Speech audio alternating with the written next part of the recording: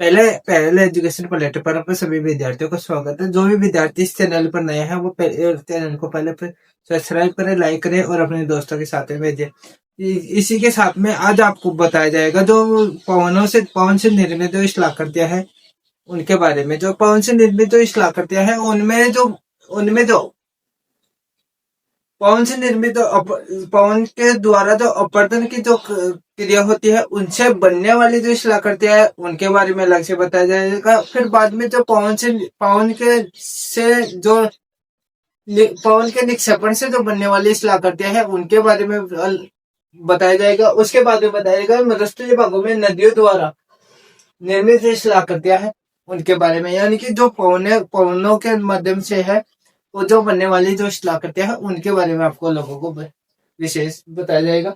जिसमें अपवर्तनात्मक जो प्रक्रिया है उसके माध्यम से बनने वाली जो शिलाकृतियां है कि एक क्षेत्र विशेष में पवन के कारण जो मिट्टी का अपवर्तन होता है और उस अपवर्तन के कारण है ना कि कैसी कैसी शिलाकृतियां हमारे को देखने को मिलती है उनके बारे में आप लोगों को बताया जाएगा। जिनके कारण है ना एक पवन चल रही हो और पवन के कारण कई कई बार है ना ऐसे जैसे अफवाह वैसे बन जाते हैं, वो स्तंभ बन जाते हैं, छत्रक बन जाते हैं, उज्जैन बन जाते हैं, या, या डांग बन जाते हैं और ड्राई काउंटर बन जाते हैं और जालीदार शिला बन जाती है, महराव या खिड़की बन जाती है और इंशल वाले बन जाते हैं। तो इनके माध्यम से या ना ये पौनों के माध्यम से जो अपर यानी कि कठोर चट्टाने हैं या मर्दुल चट्टाने हैं, मर्दुल चट्टाने अपनी जगह पर रहेगी और जो कठोर चट्टाने अपनी जगह पर रहेगी और जो लचीली या कमजोर चट्टाने हैं वो वायु के घर्षण के कारण वायु के वायु से क्रिया करके वायु के घर्षण के कारण ही है ना एक नई नई आकृतियां देखने को मिलती है। तो इस प्रकार फिर बाद में इस प्रकार की आकृतियां बनती है अपवर्तनात्। ये इनको तीन भाग जैसे पवन से निर्मित शिलाकृतियां, पवन से निर्मित शिलाकृतियां है जिनमें अपवर्तनात्मक जो शिलाकृतियां है एक तो उनको शामिल किया जाता है, दूसरी है निक्षेपणात्मक जो शिलाकृतियां है उनको शामिल किया जाता है और मरुस्थलीय भागों में जो निर्मित है नदियों से निर्मित शिलाकृतियां है उनको शामिल किया जाता है। अब जो अपवर्तनात्मक जो शिलाकृतियां है वो यानी कि एक जगह पर यह पवन है, जैसे ये पवन है और पवन अपनी गति से चल रही है और ये यहाँ पर चट्टान आ गई तो क्या होगा कि ये चट्टान आएगी तो ये पवन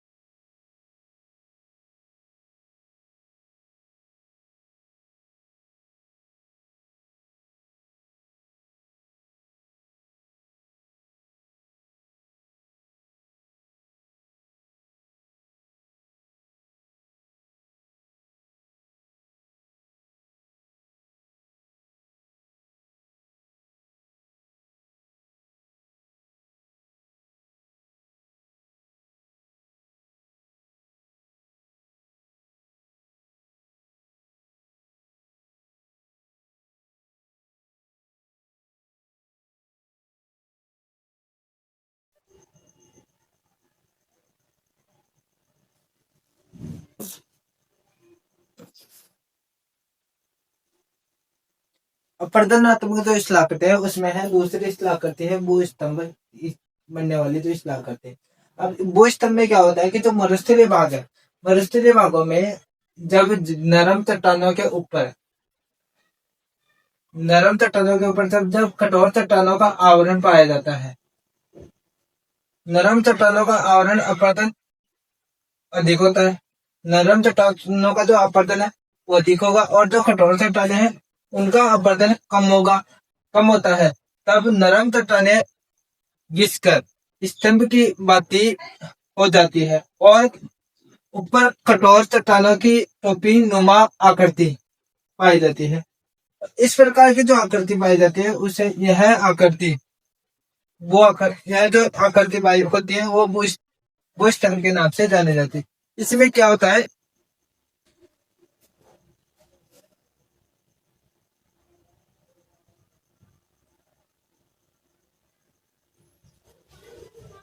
इसमें क्या होता है कि जो चट्टानें हैं, ये चट्टानें ऊपर वाले भाग में है कठोर चट्टानें पाई जाएगी और नीचे वाले भाग में है नरम चट्टानें पाई जाएगी। ऊपर वाले जो कठोर चट्टानें होगी तो उनका अपरदन नहीं कम होगा और जो नरम चट्टानें होगी उनका अपरदन क्या होगा, उनका अपरदन ज्यादा होगा। जब अपरदन ज्यादा होगा तो क्या होगा, जो ऊपर वाले भाग है एक टोपी नुमा आकृति बन जाएगी, ऊपर वाला भाग तो शेप बच जाएगा और उसके सिर्फ साइड में जितनी भी चट्टानें हैं, ये साइड वाली जो चट्टानें हैं, ये केलिए वाली जो चट्टानें हैं केलिए ये बची और अपरदित हो, या बाकी की जो चट्टानें हैं ये अपरदित हो गई यहाँ पर। और इस प्रकार की जो आकृति बन जाती है, इस प्रकार की जो आकृतियां बनती है वो भूस्तंभ के नाम से जानी जाती है। यानी कि ये ऊपर वाली कठोर चट्टान है, यह वाली कठोर चट्टान है। ऊपर की जो यहाँ लिख रहा है ऊपर कठोर चट्टान का आवरण, यानी कि ये वाली जो चट्टानें हैं, ये वाली जो चट्टानें हैं, ये वाली जो चट्टान है, ये है और ये वाली जो चट्टान है ये कठोर है।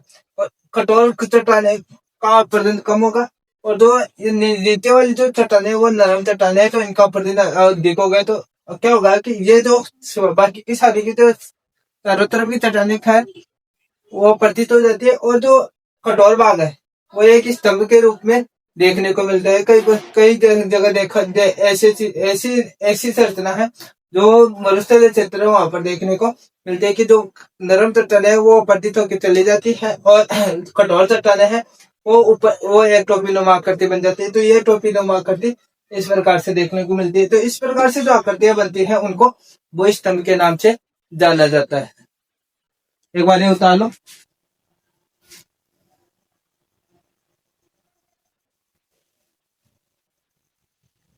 छत्रक स्थलाकृति का निर्माण, छत्रक स्थलाकृति जो का निर्माण मरुस्थलीय क्षेत्रों में होता है देखने और वो देखने को भी मिलता है।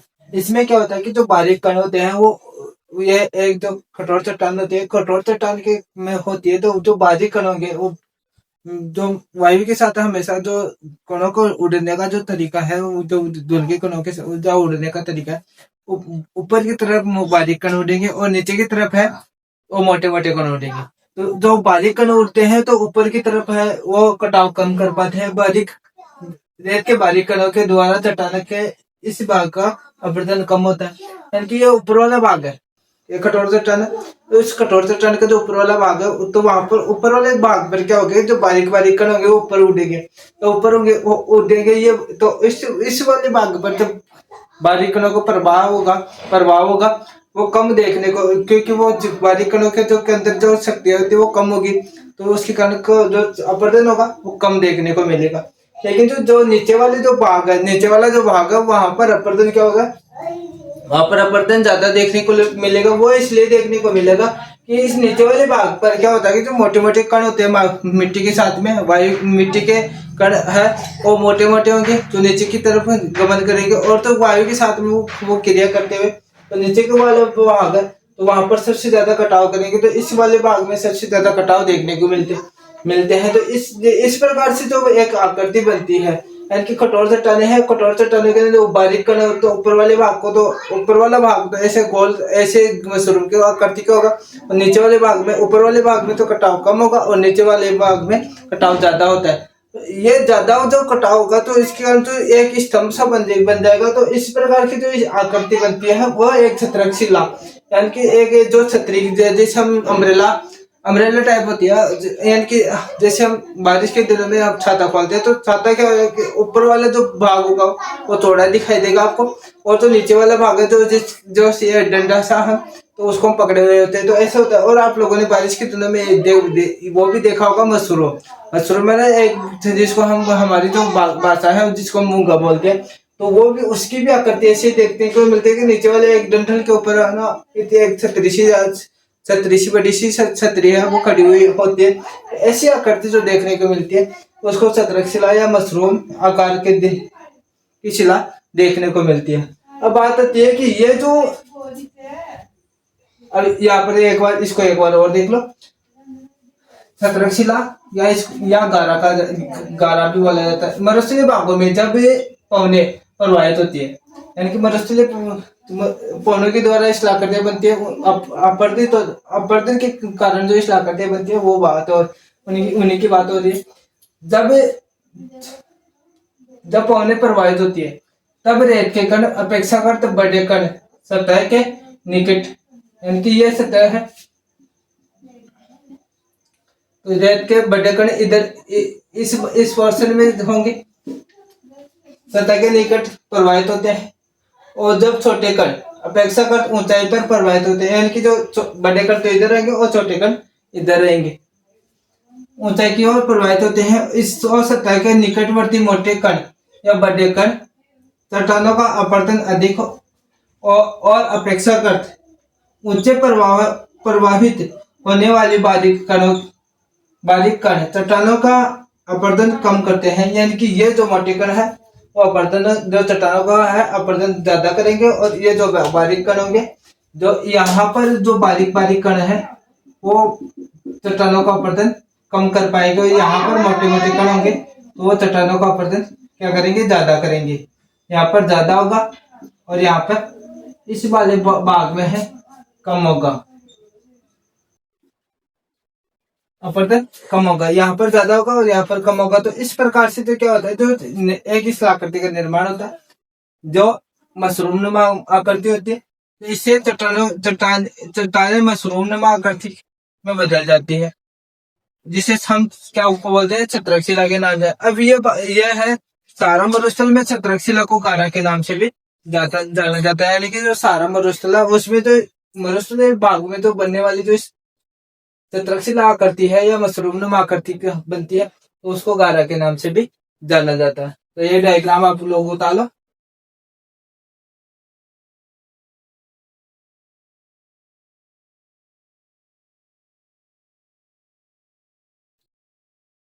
अपरदनात्मक जो पवनों के द्वारा जो अपरदनात्मक जो शिलाकृति होती है जुगैन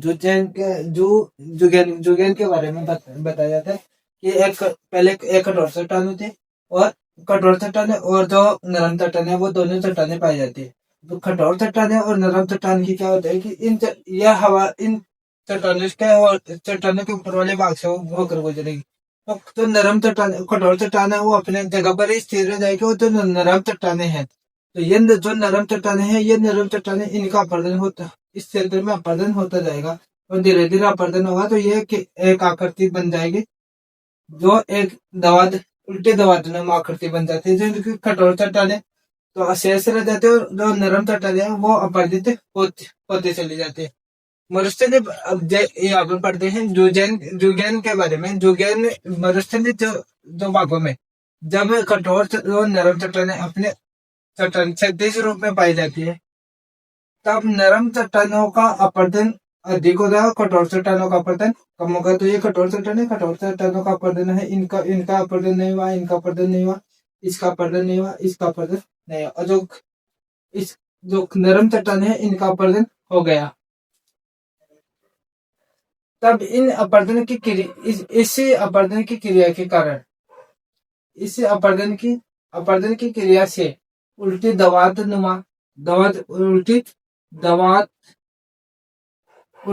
नुमा जिस आकृति का निर्माण होता है उसे जुगैन कहा जाता है। उसे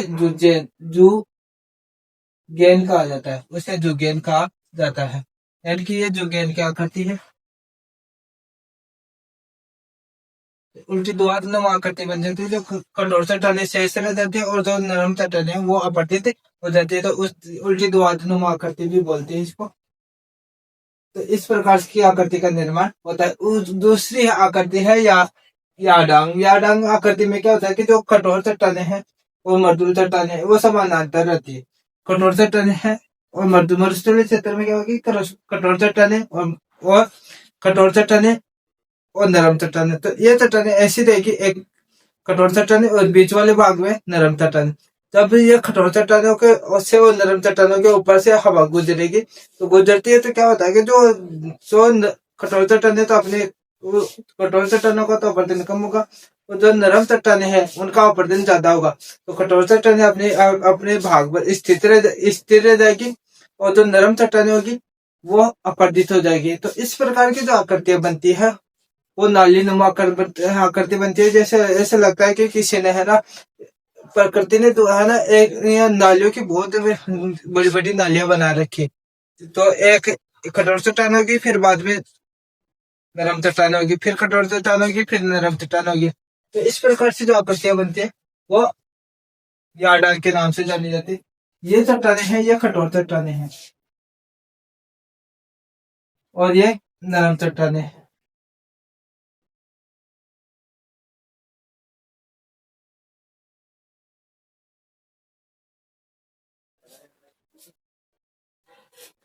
इस प्रकार से जो आकृतियां बनती है, एक कठोर चट्टाने अपने भाग पर रहेगी और जो नरम चट्टाने हैं वो नालीनुमा आकृतियां बना देती है। तो इस प्रकार से ये अपने स्थान पर खड़े रहते हैं। आगे जो पढ़ते हैं, मरुस्थलीय भागों में जब कठोर में नरम चट्टाने लंबवत और उसे समांतर रूप में पाई जाती है। नरम चट्टानों का अपरदन अधिक है और कठोर चट्टानों का अपरदन क्या होता है, कम होगा। इन कठोर चट्टानों के मध्य नालीनुमा आकृतियां बन जाती है। नालियों में आकृतियों का निर्माण होता है जिसे याडांग के नाम से जाना जाता है। यानी कि कठोर चट्टान है, ये कठोर चट्टान है, फिर मर्दुल चट्टान है, फिर बाद में कठोर चट्टान। तो इन दोनों के दो बीच में जो गैप है, इसमें जो नरम चट्टान है, तो नरम चट्टाने क्या होगी, वो धीरे धीरे अपरदित होती जाएगी और कठोर चट्टाने शेष कर जाएगी। इस प्रकार से जो आकृति बनती है वो याडांग के नाम से जानी जाती है। तो ये आपको समझ में आ गया होगा। जो गेंद के किसे कहा जाता है, इसकी जो गेंद क्या करती है वो उल्टे दवानुमा होती है और इनमें कठोर चट्टानें अपने समानांतर होती है, जबकि इसमें कठोर चट्टानें क्षैतिज रूप में होती है। इसमें दवानुमा आकृति बनती है और इसमें नालियों जैसे आकृति, नालीनुमा आकृति बनती है। तो इन बातों को विशेष ध्यान रखना आपको। एक बार इनको उतार लो, फिर आगे आपको बताते हैं।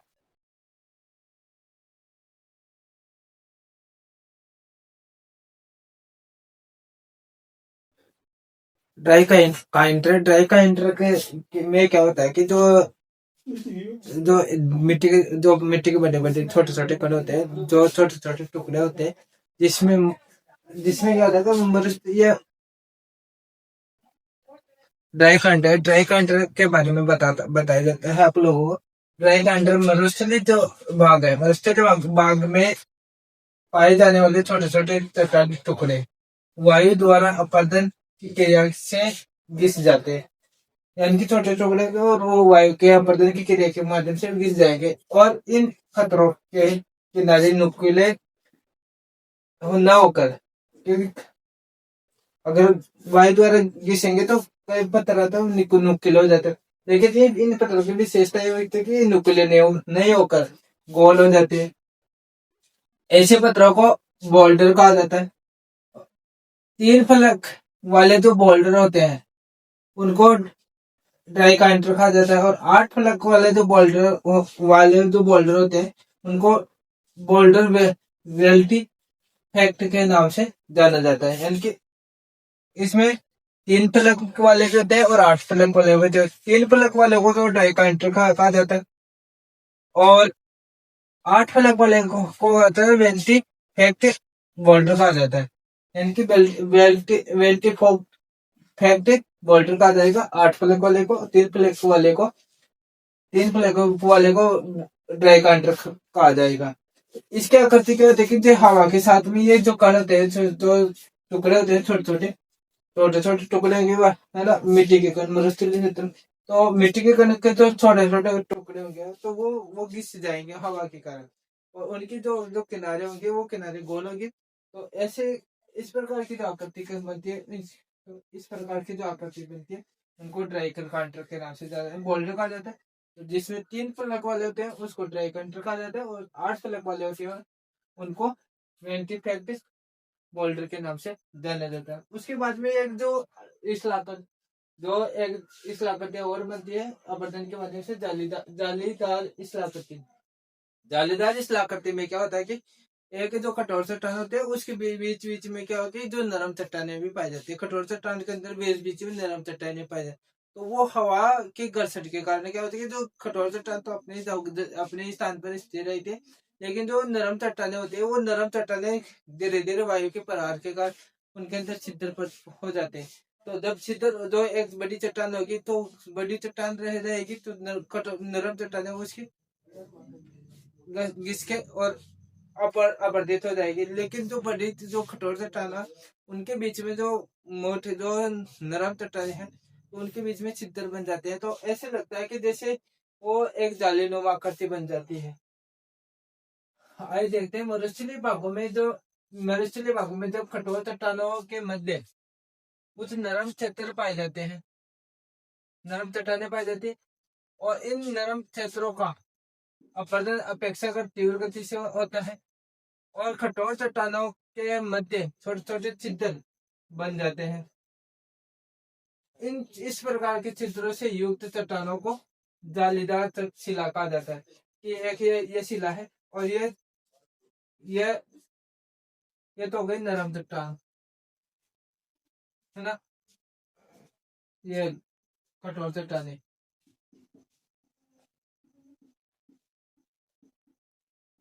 कठोर चट्टान हो गई,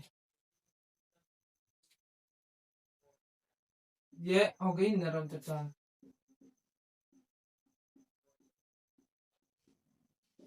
अब जो नरम चट्टान होगी उसके अंदर छिद्र हो जाएंगे, इस प्रकार के जो होंगे वो उसके अंदर वो छिद्र हो जाएंगे। तो इस प्रकार के यहाँ पर भी छिद्र है, यहाँ पर भी छिद्र है, यहाँ पर भी, यहाँ पर भी, और यहाँ पर भी, और यहाँ पर भी। तो इस प्रकार की जो आकृति बनती है वो जालीनुमा आकृति बन जाती है, जिसको जालीदार शिला के नाम से भी जाना जाता है। तो ये दोनों आप लोग उतार लो एक बार, फिर अगला बताते हैं।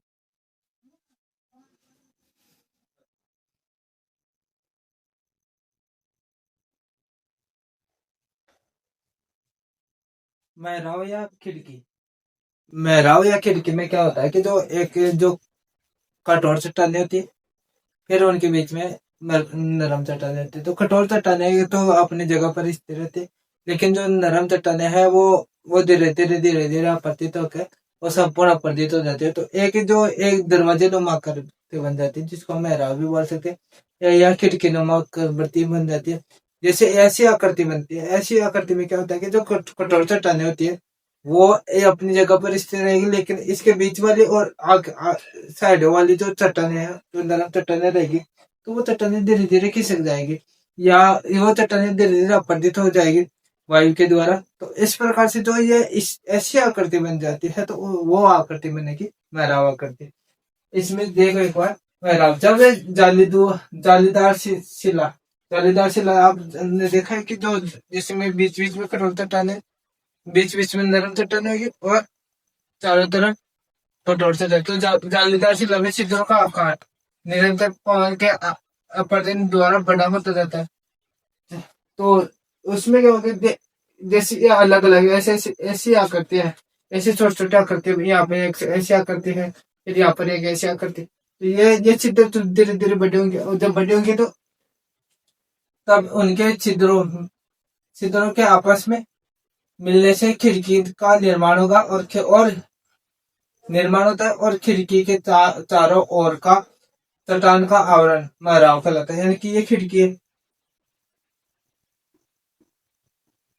तो पहले कहते हैं इसके आसपास में जो छोटे छोटे ये थे, तो वो सारे सारे हट जाते हैं, वो सारे सारे क्या करेंगे। तो इस प्रकार से पहले ये छिद्र से थे, ये सीधे से क्या होंगे, जब अपवर्तित होंगे तो ये सारे के सारे हट जाएंगे। जब ये सारे के सारे हट जाएंगे तो क्या होगा, इस प्रकार की जो आकृति बन जाएगी। तो ये कठोर चट्टानें रह जाएगी। तो ये हो गई कठोर चट्टान।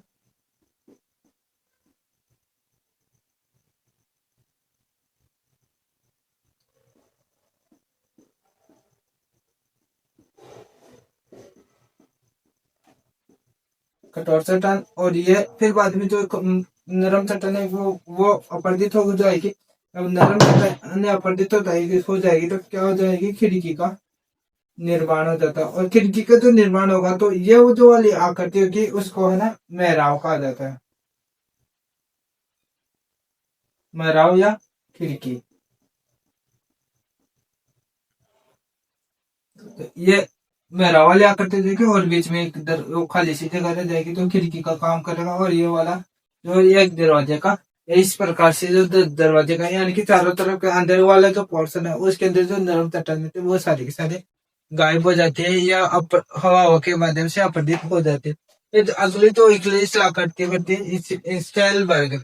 इंस्टेलबर्ग क्या, ये एक जर्मन भाषा का शब्द है जिसका अर्थ होता है कि जो मरुस्थलीय भाग में मरुस्थलीय भागों में निर्मित होने वाली समुद्री द्वीप, यानी कि एक मरुस्थलीय क्षेत्र जहाँ पर एक ऐसा लगता है कि जो एक पूरा मरुस्थलीय क्षेत्र है, उस मरुस्थलीय क्षेत्र में ना छोटे छोटे द्वीप रखे हुए द्वीप है। जैसे एक साइड समुद्र है, समुद्र के अंदर क्या होता है कि जहाँ बहुत बड़ा समुद्र होता है और उसमें क्या होता है, जगह जगह पर छोटे छोटे द्वीप या टापू के रूप में देखने को मिलते हैं। तो वो ऐसी आकृति होती है। इसमें भी यही बताया गया है कि जो मरुस्थलीय जैसे ये मरुस्थलीय क्षेत्र, मरुस्थलीय में क्या होता है कि जो इसमें जो नरम चट्टाने होगी वो नरम चट्टाने एक स्थान से दूसरे स्थान पर हवा के माध्यम से अपरदित हो जाएगी। जब यह अपरदित हो जाएगी तो जो कठोर चट्टाने हैं वो अपने ही जगह स्थान पर रहेगी। तब ये कठोर चट्टाने बहुत बड़े क्षेत्र में अलग अलग जगह पर ऐसे ऐसे लगेंगे, छोटे छोटे द्वीप वहां पर रखे हुए कि कठोर चट्टानों के यहाँ टीले से दिखाई देंगे। तब ये टीले दिखाई देंगे तो इनको है ना इंशेलबर्ग भी कहा। इनको इन, इनके बारे में सबसे पहले जो खोज की थी, इनके निर्माण की प्रक्रिया सर्वप्रथम जो खोज करने वाले थे वो बर्नहार्ड थे, विद्वान थे, ने दी थी। यानी कि इनके बारे में सबसे पहले जो बात बताई थी कि ये समुद्र जो मरुस्थलीय क्षेत्र में इस प्रकार की आकृतियां भी देखने को मिलती है। तो बर्नहार्ड ने बताई थी, इसलिए इन्हें इसलिए इसे बॉर्न हार्ट भी कहा जाता है। इसलिए इनको क्या कहा जाता है, बॉर्न हार्ट भी कहा जाता है।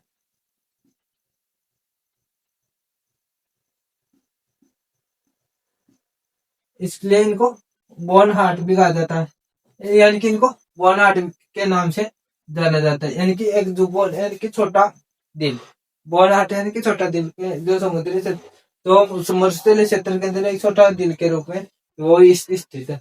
इस मरुस्थलीय क्षेत्रों में नरम भागों का अपरदन एवं कठोर भागों का गुंबदाकार रूप में बन जाते हैं।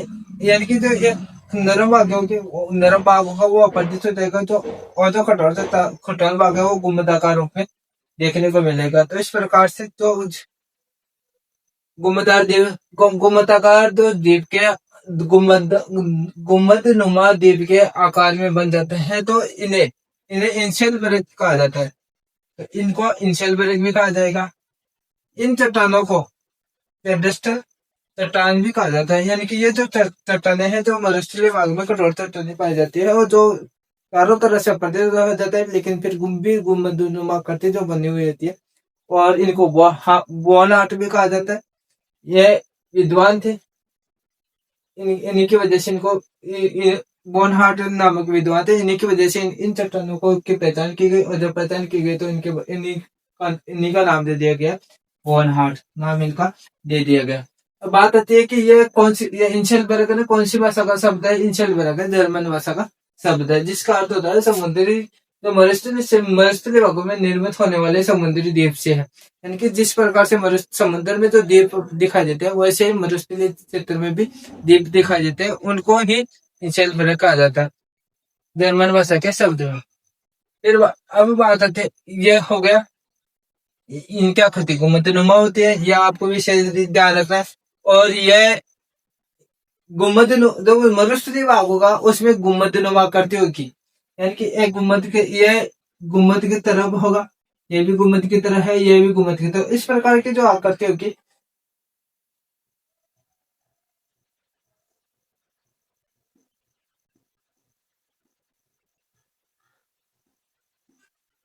गुम्मदनुमा आकृति होगी। तो इस प्रकार की जो गुम्मदनुमा आकृति होगी उनको पेडेस्टल के नाम से भी जाना जाता है। तो ये होती है जो हमारे जो पौनों के द्वारा जो अपर्दित पौनों के माध्यम से जो अपर्दन की जो प्रक्रिया होती है और उस अपर्दन की प्रक्रिया के माध्यम से जो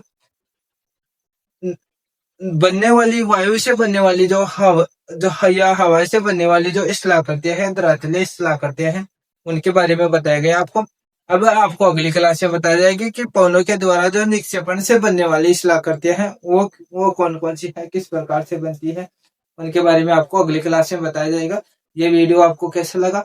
अच्छा, मेरे हिसाब से अच्छा लगा होगा। और अगर आप लोगों को ये वीडियो अच्छा लगता है तो आप पहले चैनल को सब्सक्राइब करें, लाइक करें, शेयर करें और अपने दोस्तों के पास में भेजें। धन्यवाद।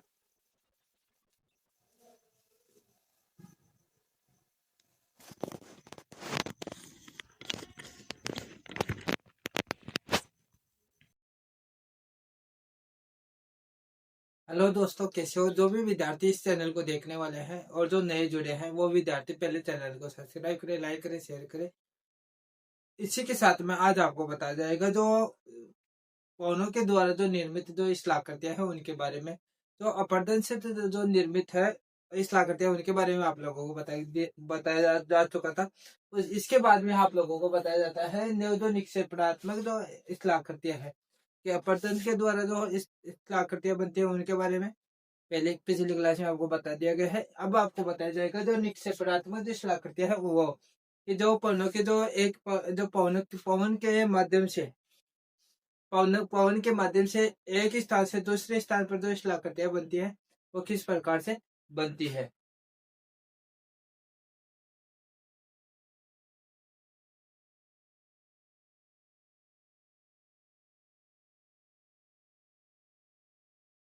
उनके अंदर है निक्षेपणात्मक जो स्थलाकृतियां हैं वो है तो पवन के द्वारा मिट्टी के निक्षेपण अथवा जमाव से निर्मित विभिन्न स्थलाकृतियों का निर्माण होता है। यानी कि जो हवा चलेगी तो हवा जब पवन को अपर्दित करे, अब जो चट्टानों को अपर्दित करेगी या हवा के साथ में जो बहुत सारी चट्टानें हैं वो एक स्थान से दूसरे स्थान पर स्थापित होगी तो उस प्रक्रिया को निक्षेपण कहा जाता है।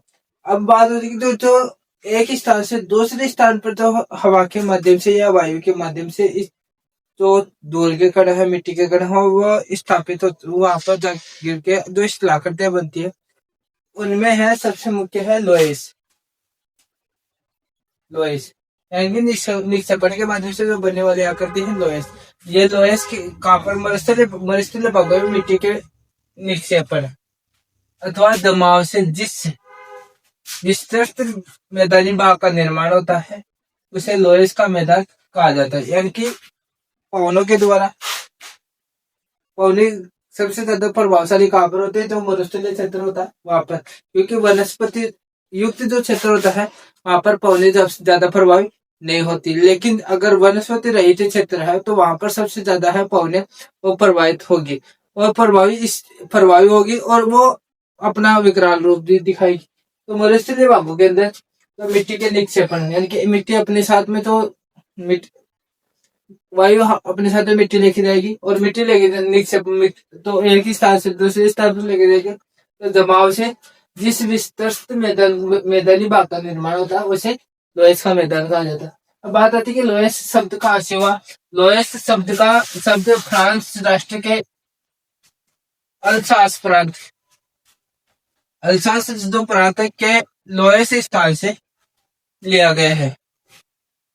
जो फ्रांस राष्ट्र है उसका जो अल्सास जो प्रांत है उसके लोएस स्थान से इस लोएस शब्द को लिया गया है। ये बात आप लोगों को ध्यान रखना।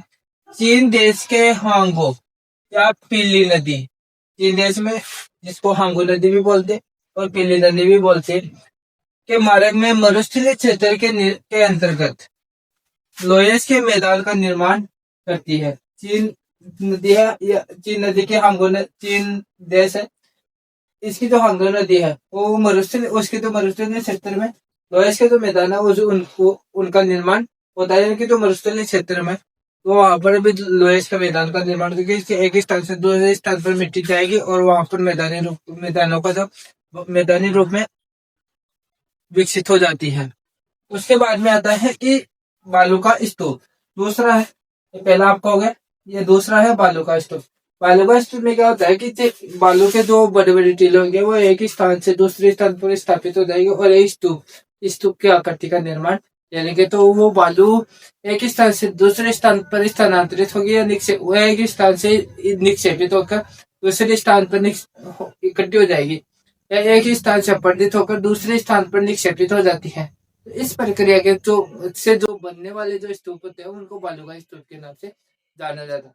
अब बात आती है पौनों के निक्षेपण से निर्मित रेत के टीलों को बालू का स्तूप कहा जाता है। यानी कि पौनों के द्वारा जो मिट्टी का जो निक्षेपण होता है और निक्षेपण से जो निर्मित रेत के टीलों को रेत के बड़े बड़े टीले होंगे उन्हीं को बालू का स्तूप कहते हैं कि एक ही स्तूप की आकृति बन जाती है। स्थानांतरित होने वाले बालू का स्तूपों को जैसलमेर में दरियन का नाम दिया जाता है। जैसलमेर में किसका नाम दिया जाता है? दरियन का नाम दिया जाता है। एक ही स्थान पर हवा इतनी तीव्र गति से चलती है और मिट्टी भी इतनी तीव्र गति से चलती है कि एक स्थान से दूसरे स्थान पर बालू के जो स्तूप है वह एक स्थान से दूसरे स्थान पर स्थानांतरित हो जाते हैं। इस प्रकार की जो गतिविधि देखने को मिलती है जो वह सबसे ज्यादा देखने को मिलती है जैसलमेर। तो उनको इन जो बालू का स्तूप है उनको बालू का स्तूप है उनको दरियन के नाम से भी जाना जाता है। एक बार ये उतार लो।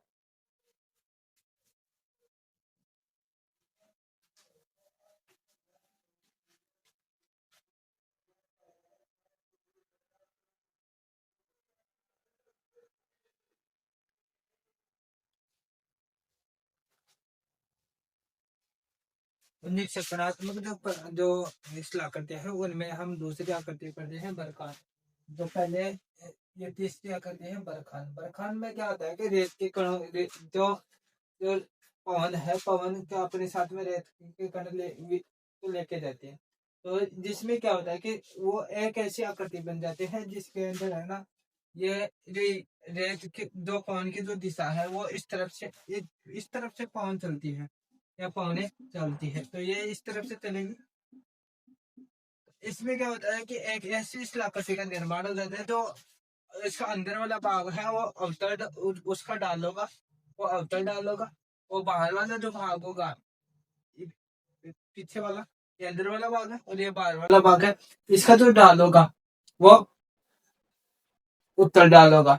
जो और इसके ये टीला इस प्रकार से बनेगा कि ये जो लास्ट वाला जो भाग है वो सींग की आकृति देखने को मिलती है। यानी कि ये वाला जो भाग होगा वो अवतल डाल होगा और इस प्रकार की जो और ये पवन की दिशा इस प्रकार की होती है। इसमें एक बाहरी भाग होगा उत्तर डाल होगा और अंदर वाला भाग अवतल डाल होता है। अब ये क्या होता है कि ये अलग अलग जगहों पर अलग अलग नाम से जाना जाता है। जो शेखावटी क्षेत्र है उसके अंदर इसको शेखावटी क्षेत्र में इसको बरखान के नाम से जाना जाता है। और जो चूरू है जो अब जो मुख्य रूप से जो क्षेत्र है एक जो है नया और दूसरा है पुराना। पुराना जो क्षेत्र है वो है जैसलमेर। इस क्षेत्र में पहले जैसलमेर में पहले बनते थे आज और वर्तमान है। अब जो चूरू का जो बालेरी जिला है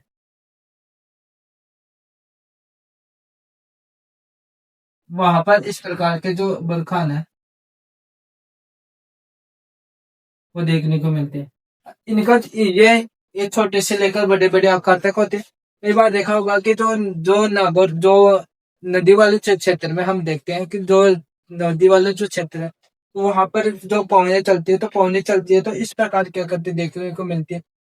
जो इसके अलावा अगर इनकी जो ये जो बड़े बहुत बड़े क्षेत्र में होंगे, तो इनके जो बड़े आकार के बरखान को ओयार्ड कहा जाता है। अगर इनका आकार तो बड़ा होगा तो ओयार्ड कहलाएगा। आप अब इसके बारे में देखते हैं।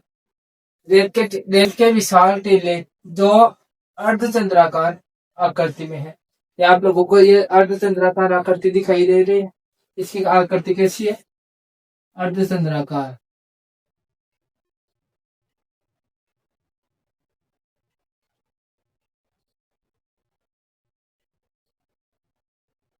आकृति अर्धचंद्राकार एवं जिनका आगे का भाग गाय के सींग के समान होता है।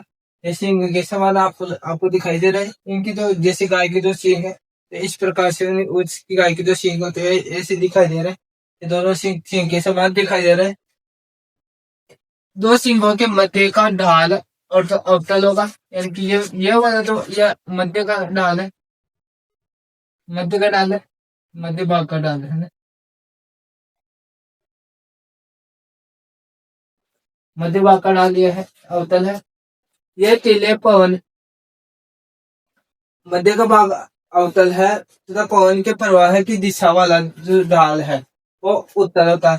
तो पवन इस तरफ से बह रही है, तो ये वाला जो भाग है ये पवन की दिशा वाला,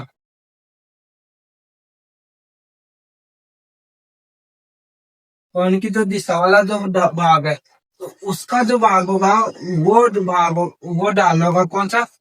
उत्तर ढाल होगा। और मध्य जो वाला जो भाग है और उसका ढाल होगा अवतल वाला ढाल होगा।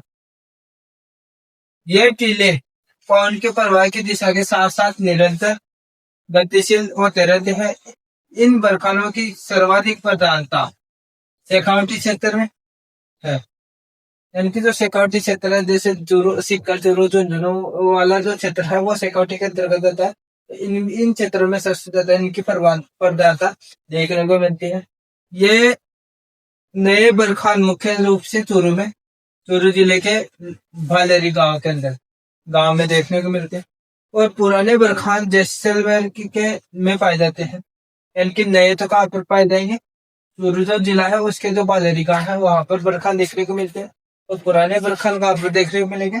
जैसलमेर में देखने को मिलेंगे। इसी के साथ में इनका जो आकार, अगर ये बड़े आकार के है तो इनको ओयार्ड के नाम से जाना जाता है या ओयार्ड कहा जाता है।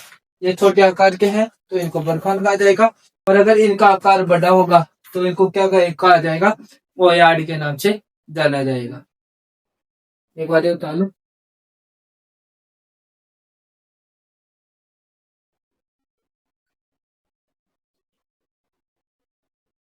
अनुदैर्ध्य टीले, अनुदैर्ध्य टीले की बात करते हैं तो इसमें क्या होता है कि इस अनुदैर्ध्य टीले के बारे में बताया जाता है आप लोगों को। जो पवन की दिशा के समानांतर निर्मित बालू का स्तूप को अनुदैर्ध्य बालू का स्तूप कहा जाता है। यानी कि पवन जिस दिशा में चल रहे तो उसके अकॉर्डिंग जो बनने वाले जो टीले होते हैं उनको अनुदैर्ध्य, जैसे यह पवन चल रहे हैं इस तरह से, तो यहाँ पर जो बनने वाले जो टीले हैं या जो स्तूप है बालू का स्तूप, इनको अनुदैर्ध्य, ये पवन इस गति से गुजरे अनुदैर्ध्य बालू का स्तूप कहा जाता है। इन्हें सीप के समान, सीप के नाम से भी जाना जाता है। यानी कि इनकी आकृति इस प्रकार से जो सीप होती है, सीप की आकृति कैसी होती है? जैसे एक ऐसी खुली हुई आकृति है तो इस प्रकार से बंद आकृति की, तो इस प्रकार से आकृति देखने को मिलती है। ये जो सीप की आकृति है तो इसके समान ये देखने को मिलता है। तो ये इनकी आकृति भी ऐसे ही दिखाई दे रही है। ये अधिक लंबे होते हैं। इनकी ऊंचाई 300 मीटर तक हो सकती है। इनकी ऊंचाई 300 मीटर तक होती है। बहुत लंबे और ऊंचे भी होते हैं। ये टीले एक रेखा के रूप में निर्मित होते हैं। यानी कि ये एक सीध में चलते हैं, एक लंबी रेखा के रूप में। यानी कि यहाँ से स्टार्ट हुए तो ये एक ही रेखा के रूप में, एक के बाद ये दूसरा, तीसरा, चौथा, पांचवा, ऐसे इस प्रकार से इन टीलों का निर्माण होता रहता है। इसलिए इन्हें रेखिक टीले भी कहा जाता है, क्योंकि ये एक ही रेखा में रहेंगे। इनको क्या कहा जाएगा, इनको रेखिक टीले के, यानी एक टीला आ गया, फिर दूसरा टीला आ गया, फिर तीसरा टीला आ गया, चौथा टीला आ गया। तो इस प्रकार की जो आकृति बनती है तो इस प्रकार की आकृति के कारण इनको रेखिक टीले के नाम से भी जाना जाता है। ये टीले गतिशील होते हैं। सहारा मरुस्थल में इन्हें सीप के नाम से जाना जाता है। तो सहारा मरुस्थल है अफ्रीका का, सहारा मरुस्थल, वहां पर उनको सीप के नाम, इन टीलों को, अनुदैर्ध्य टीलों को सीप के नाम से जाना जाता है। अनुदैर्ध्य टीलों के मध्य आने जाने का मार्ग कॉरिडोर कहलाता है। यानी इस ये जहां पर जो टीलों का निर्माण होता है, तो दो क्या होते हैं कि जो इनके बीच में आने जाने का जो रास्ता है, ये इस प्रकार से जो ये बने हुए हैं, तो इनके बीच में जो रास्ता है उनको रास्ते जो आने जाने का जो मार्ग बनता है, तो उसको क्या बोला जाता है, कॉरिडोर के नाम से जाना जाता है। सहारा मरुस्थल में इसको गासी कहा जाता है। यहाँ की जो अनुदैर्ध्य टीले हैं, इनको सहारा मरुस्थल में गासी के नाम से भी जाना जाता है। इस कॉरिडोर से पुराने समय में कारवां गुजरते थे। यानी कि ये पुराने समय में इन जो मरुस्थलीय क्षेत्रों में से तो कारवां गुजरते हैं, यानी कि बहुत सारे लोग आने जाने का जो एक रास्ता, पर्टिकुलर रास्ता बनाए हुए थे। तो वो एक समूह को इसके अंदर कारवां में क्या थे, एक बड़े लोगों की जो संख्या है, वो एक बहुत सारे लोगों की संख्या एक ही समूह के साथ में गुजरती है, तो वो कारवां के रूप में गुजरते थे। राजस्थान में सर्वाधिक इन अनुदैर्ध्य टीलों की जो सर्वाधिक प्रधानता हो जैसलमेर जिले में देखने को मिलती है। इन टीलों की ऊंचाई बरखान व अनुप्रस्थ टीलों की तुलना में कम होती है। यानी कि जो बरखान है वह अनुप्रस्थ जो टीले हैं, एक तो बरखान है और दूसरा अनुप्रस्थ टीला, इनकी तो ऊंचाई है इन दोनों टीलों से कम देखने को मिलती है। यानी कि यह पवन की दिशा के अकॉर्डिंग रहेंगे, समानांतर रहेंगे। इनकी गति रेखिक रहती है और ये पवन इस तरफ से गुजरती है। इनके बीच में जो रास्ता बना होता है, उनको कॉरिडोर कहा जाता है। सहारा मरुस्थल में इसको गासी भी कहा जाता है। सहारा मरुस्थल में इनको सीप के नाम से जाना जाता है। इसी के साथ में ये बालुका स्तूप और बरखान, इन दोनों की तुलना में इनकी ऊंचाई कम होती है और यह अक्सर अधिक लंबे होते हैं और इनकी ऊंचाई 300 मीटर तक हो सकती है। इनकी ऊंचाई है 300 मीटर तक हो सकती है। तो इन बातों को आप लोगों को विशेष ध्यान में रखना है कि इनके मार्ग में जो जो इनके मार्ग में जो रास्ता होता है, उनको कॉरिडोर कहा जाता है। और सहारा मरुस्थल में इन्हें सीप के नाम से जाना जाता है और इनके मध्य आने जाने का जो मार्ग होता है, उसको कॉरिडोर कहा जाता है। सहारा मरुस्थल में इसको गासी कहा जाता है। पुराने समय में जो इन कॉरिडोर से आने जाने का जो रास्ता होता है, कोई आने जाने का पुराने समय में यहाँ से तो जो एक कॉरिडोर वाला जो भाग होता है, तो वहां यहाँ से कारवां गुजरा करते थे। राजस्थान में सर्वाधिक है जो टीले हैं, वो कहाँ पर पाए जाते हैं, सबसे सर्वाधिक जैसलमेर में देखने को मिलते हैं। इसी के साथ में इनकी ऊंचाई है बरखान है, अनुप्रस्थ टीले हैं, इनकी तुलना में कम होती है। यह बात आप लोगों को विशेष ध्यान रखना है कि जो अनुप्रस्थ टीले हैं और बरखान है, इन दोनों अनुप्रस्थ टीले और बरखान, इन दोनों की तुलना में जो अनुदैर्ध्य जो टीले हैं, उनकी ऊंचाई कम होती है। एक बार ये डायग्राम बना लो।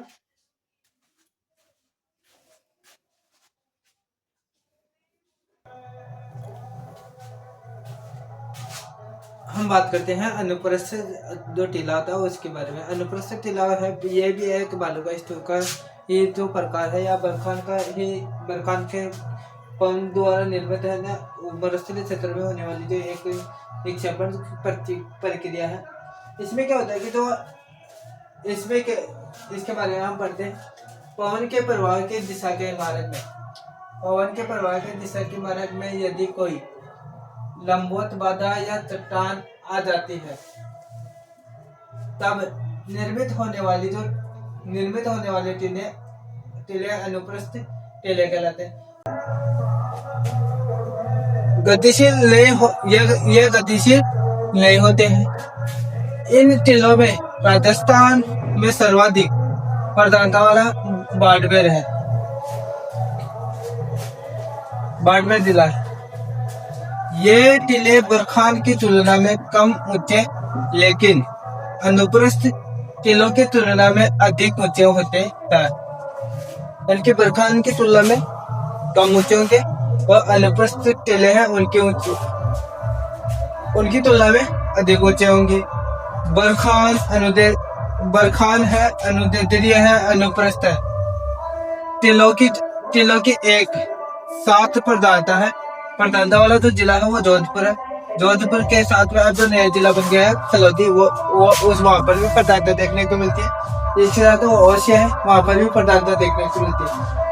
अब एक बार दोबारा समझने की कोशिश करना।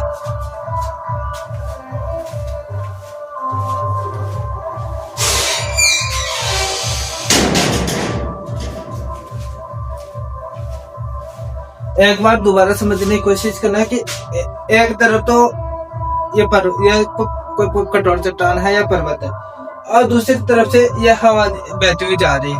अब जहां पर यहाँ से जो मिट्टी है वो इकट्ठी होना प्रारंभ करेगी, इकट्ठी होते लास्ट छोर तक। तो जहाँ जितनी पीछे से मिट्टी आएगी वो आके यहाँ पर इकट्ठी होती जाएगी, कठोर चट्टानों की या पर्वतीय चट्टान होगी। तो इस प्रकार से जो मिट्टी होगी तो वो आके रुक जाएगी। तो इस प्रकार से जो अनुप्रस्थ है, इस प्रकार के जो टीले बनते हैं कि एक तो ये पार्ट, इसके सारे जो टीले बनेंगे वो अनुप्रस्थ टीले, और इसका जो पीछे वाला भाग होगा वहां पर मिट्टी इकट्ठी नहीं होती है। यानी कि इसके एक वाले भाग पर ही है, एक वाले भाग के समीप ही वो मिट्टी देखने को मिलती है और पीछे वाले भाग की तरफ मिट्टी नहीं होती है। तो इस प्रकार के जो टीले बनते हैं मरुस्थलीय क्षेत्र में उनको अनुप्रस्थ टीले के नाम से जाना है। अब बात आती है कि ये गतिशील नहीं होती क्योंकि ये कठोर चट्टान के सहारे जो रुके हुए थे, तो ये उड़ कर जाने वाले नहीं होते, वो तो ये गतिशील नहीं होते। दूसरी बात यहाँ पर आती है, ये टीले राजस्थान में सर्वाधिक बाड़मेर में देखने को, क्योंकि बाड़मेर वाले जो क्षेत्र है तो वहां पर सबसे ज्यादा है चट्टानें देखने को मिलती है और जिन उन चट्टानों के सहारे है इन टीलों का निर्माण या अनुप्रस्थ टीलों का निर्माण सबसे ज्यादा होता है। अब इसकी तुलना में अब क्या यह टीले बरखान की तुलना में कम ऊंचे लेकिन अनुदैर्ध्य टीलों की तुलना में अधिक, अनुदैर्ध्य टीलों की तुलना में अधिक ऊंचे होते हैं। यानी कि बरखान की जो ऊंचाई है वो 300 मीटर ये इतने ऊंचे नहीं होते, लेकिन अनुदैर्ध्य जो टीले होते हैं उनकी तुलना में ये ज्यादा ऊंचे होंगे। अब क्या होते हैं, अगली बात यह है कि बरखान अनुदैर्ध्य अनुप्रस्थ टीले हैं वो कौन से क्षेत्र में सबसे ज्यादा देखने को मिलेंगे, वो जोधपुर के जो जिला है उसके अंदर सबसे ज्यादा देखने को मिलते हैं। अब पहले जोधपुर एक किला था, उसमें उसी के अंदर फलोदी आता है, उसी के अंदर ओशिया आता है। तो ये वहां पर सबसे ज्यादा देखने को, क्योंकि जोधपुर है, ज्यादातर जोधपुर का जो क्षेत्र है वो पठारी क्षेत्र, वहां पर जो पठार है तो उसके कारण है वो पठारी वाले जो भाग है तो वहां पर ये इस प्रकार से जो एक तरफ चट्टानें देगी, दूसरी तरफ उन टीलों का निर्माण होगा। तो इस प्रकार के जो टीले हैं वो जोधपुर है, ओशिया है, फलोदी है, वहां पर सबसे ज्यादा देखने को मिलते हैं। एक बार ये उतार लो फिर अगली बात बता दो।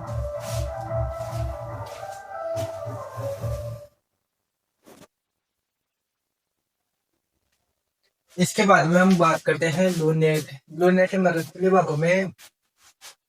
भागों में गर्तों के निकट पाए जाने वाले टीले को लूनेट कहा जाता है ना।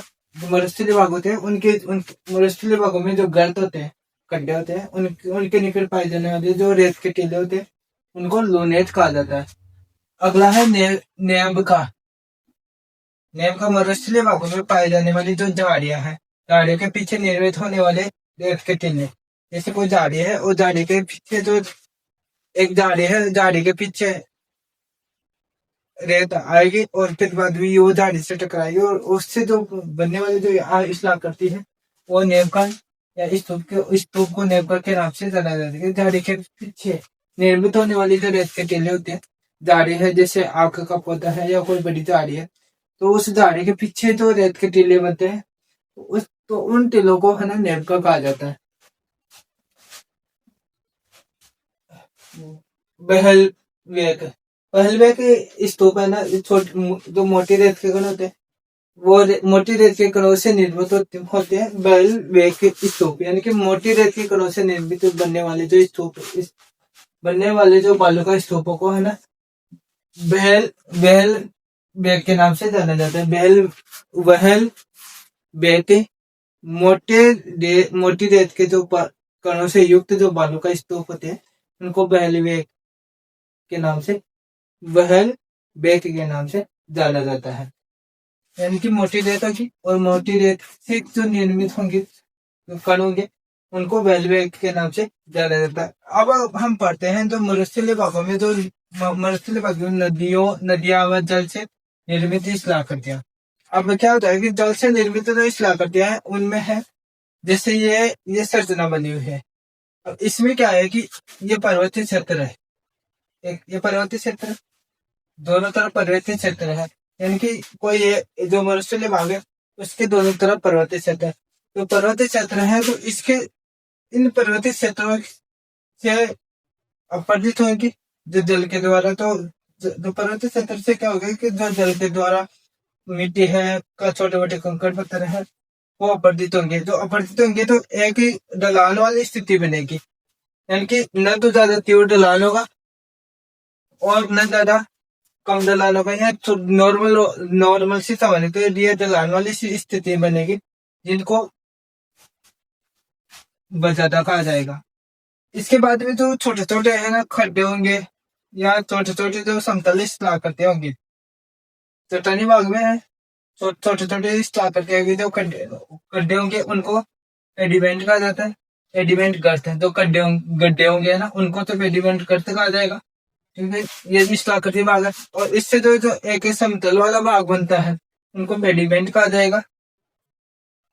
इसके बाद में जो ये जो समतल मिट्टी है यहाँ से बहकर और एक बेसिन नुमा आकृति बनती है, यानी कि एक ऐसा होता है कि जो बहुत दूर दूर पर्वत है और वहां से जो नदियां निकल रही है या नदियों के द्वारा या नालों के द्वारा मिट्टी के साथ में मिट्टी है और जल के साथ में मिट्टी के कण आ रहे हैं और फिर बाद में आए तो कुछ जगहों पर नदी नाले खड्डे से बन जाएंगे और फिर बाद में वो जैसे जैसे तो समतल वाला होगा तो वो समतल जो इस्लाकृति बनेगी वो बालसन कहलाएगी। और फिर बाद में जो बालसन होगा उससे भी उसके बीचों बीच में एक जो और जो गहरा जो एक थोड़ा गहरा, ज्यादा गहरा नहीं थोड़ा गहरा जो इस्लाकृति बनती है और वहां पर एक झील नुमा यानी कि पानी इकट्ठा रहता है तो एक झील सी बन जाती है जिसको जो मरुस्थलीय भागों में जो पलाया के नाम से जाना जाएगा। यानी कि इस क्षेत्र में यहाँ पर पानी इकट्ठा रहेगा तो इसको पलाया के नाम से जाना जाएगा। तो यहाँ पर जो बनने वाली शिलाकृतियां हैं एक तो है बजादा है, पेडिमेंट गर्त है और पेडिमेंट गर्त है, बालसन यानी कि जो बालसन कहाँ पर उपस्थित होगा, ये बजादा और चट्टानी बाग और जो पलाया बेसिन, इन दोनों के बीच पलाया है और इनके बीच में तो एक जो समतल शिलाकृति बनती है बालसन बेसिन के नाम से।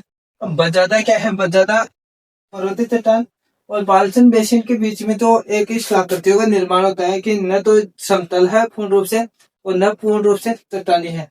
तो इस प्रकार की जो शिलाकृति बनती है वो बजादा कहलाती है। और पेडिमेंट क्या होता है, पेडिमेंट में ये होता है कि जो गहरे पेडिमेंट गर्त होता है, पेडिमेंट गर्त चट्टान के पास में जो गहरे नाले होते हैं या खड्डे हो जाते हैं जहां पर मिट्टी का कटाव होगा तो वहां पर गर्तों का निर्माण होगा तो वह पेडिमेंट गर्त होंगे। इनसे बनने जो शिलाकृतियां हैं जो नई नई चट्टान जो ऐसे यानी कि दरार पड़ी हुई जो चट्टाने हैं, ये जो दरार पड़ी हुई जो शिलाकृतियां हैं, वो उस प्रकार की जो शिलाकृतियां बनती है वो पेडिमेंट कहलाती है। तो इस प्रकार से ये डायग्राम बनता है, जिसमें यहाँ पर है ये पर्वतीय क्षेत्र या चट्टानी क्षेत्र है। इसके बाद में यहाँ ये वाला जो भाग है ये बजादा कहलाएगा, और ये वाला जो भाग